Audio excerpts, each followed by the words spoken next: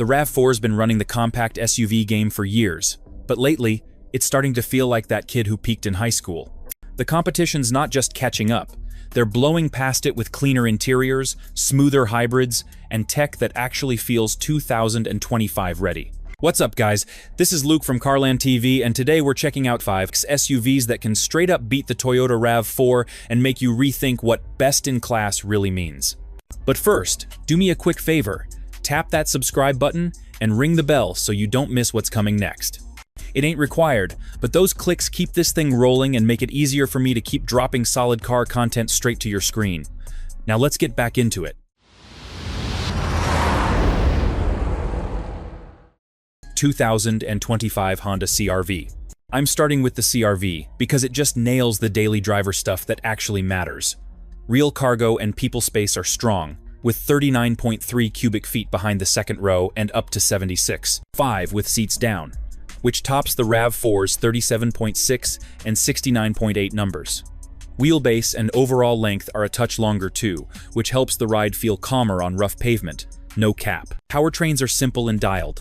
Gas trims use a 190-horse turbo 1.5 with a CVT, and the hybrid trims, which Honda literally labels Sport, deliver a 204-horse combined output and the efficiency most folks want. EPA ratings are 40 miles per gallon combined for front-wheel drive hybrids and 37 miles per gallon combined with all-wheel drive, so you get legit savings without babying the throttle. That's real money over a 3 to 5 year ownership window. Cabin and tech are easy to live with. Base models run a 7-inch screen with wired CarPlay and Android Auto, while EXL and up get the 9-inch unit with wireless CarPlay, wireless charging, rear USB-C ports, and a cleaner UI than Toyota's older setup.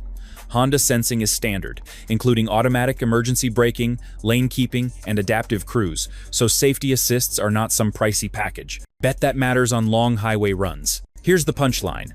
If you want max shove, the RAV4 hybrid still posts more combined HP. But in day-to-day use, the CR-V counters with more usable space, a calmer ride, and lower hybrid fuel costs that show up every fill-up. Add Honda's current 10/10 rating and editor's choice nod from Car and Driver, and it's a clean pick for folks who value refinement and room over raw spec sheet flex. 2025 Mazda CX-5. I'm putting the CX-5 on this list because when I hop in one and take a corner, it just clicks. Steering is precise, body control is tidy, and the whole thing feels planted even on bumpy roads. Every trim gets standard all-wheel drive in the US, so traction is a given. Compared to the RAV4's competent but laid-back vibe, the Mazda feels tuned by folks who love a good backroad. No cap. Let's talk power. The base 2.5 makes about 187 horsepower and does the commuter grind fine, but the turbo is the move. Feed it premium and you're looking at up to 256 horsepower with a fat torque hit, which knocks the 0 to 60 sprint into the low 6s depending on test and trim. That is a noticeable jump over a non-hybrid RAV4 and still feels punchy next to the RAV4 hybrid. If you care about passing power on a 2-lane, this is where the CX-5 earns its slot. Interior quality is where Mazda pulls a sneaky one. Materials, stitching, switchgear feel, the whole layout, it reads premium without the premium badge tax. Noise isolation is strong, the seats have legit support, and the rotary controller with the widescreen keeps your eyes up and your hands off the glass when the road gets sketchy. Wireless Apple CarPlay and Android Auto are available on the larger screen, and Mazda's iActiveSense safety suite brings automatic emergency braking, lane keeping, blind spot monitoring, and adaptive cruise. That's the kind of kit people actually use on long drives. Numbers you'll want to know. Cargo space trails the RAV4, so if you live at Home Depot, keep that in mind. Towing is rated up to 2,000 pounds on most CX-5 trims, which is below the 3,500 pound rating on certain RAV4 Adventure and TRD models. The trade is clear. If your priority is a quiet, upscale cabin and best-in-class road feel with real shove from the turbo, the CX-5 can beat the RAV4 where enthusiasts and commuters meet. 2025 Hyundai Tucson. When I hop in the 2025 Tucson, the first thing I clock is space and chill. Behind the rear seats, you've got about 38.7 cubic feet, and with the backs down, you're working with roughly 74.8. That's a bigger cargo volume than the RAV4 on both counts, so Costco runs, strollers, luggage, all of it fits without Tetris. Rear legroom hits about 41 inches, which is crazy generous for this class, and noticeably roomier than the Toyota's back seat. Powertrains are where the Tucson gives you options. The standard gas model is fine for commuting, but the hybrid is the move if you want MPG without babying it.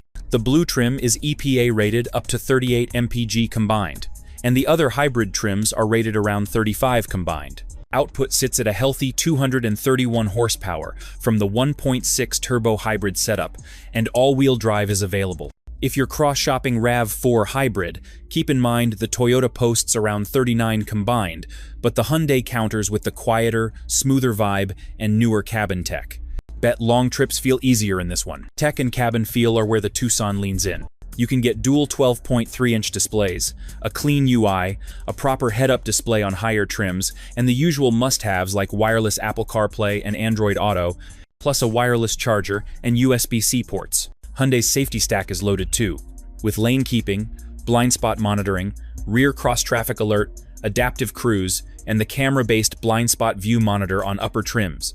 Day-to-day, it just feels modern and easy, like the menus were designed by people who actually drive. Bottom line for me, if your priority is space, quiet, and tech that doesn't fight you, the Tucson can beat the RAV4 on real-life comfort and usability. You trade a tick of hybrid MPG for a cabin that feels fresher, more room out back, and features that punch above the price tag. No cap. 2025 Volkswagen Tiguan. The new Tiguan doesn't shout for attention, it just rolls up clean and confident. The styling went full Euro, smooth lines, tighter stance, and a front end that looks way more expensive than it is. When I first sat in it, it honestly felt closer to an Audi Q5 than something priced around the low 30s. The cabin's layout hits right too. Big digital cluster, soft touch panels everywhere, and lighting that feels like someone actually cared about the details. Performance got a solid bump this year. The 2-liter turbo now makes 201 horsepower and 221 pounds-feet of torque, paired with an 8-speed auto that doesn't lag like the old one. It's not built to drag race a RAV4 hybrid, but the way it pulls and shifts is smoother, more refined. EPA estimates are in the mid-20 seconds combined, depending on drivetrain, and reviewers from Car and Driver and Edmunds pointed out how quiet it runs even at highway speeds. That composure and road feel are where the German tuning shows up, no cap. Space and usability still check out.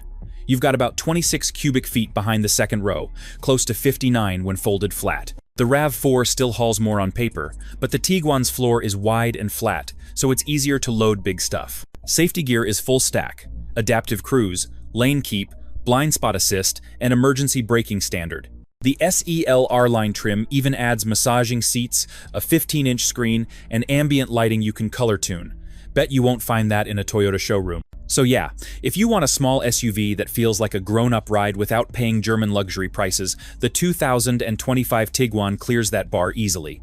The RAV4 wins on fuel economy, sure, but the VW flexes harder on refinement, build quality, and that chill premium vibe you notice every mile. 2025 Kia Sportage. Here's where I save folks money without feeling like a downgrade. The Sportage gives you legit space and comfort with pricing that usually undercuts a comparable RAV4. Behind the second row, you're looking at about 39.6 cubic feet of cargo room and roughly 74 cubes with the seats down, plus rear legroom of a touch over 41 inches.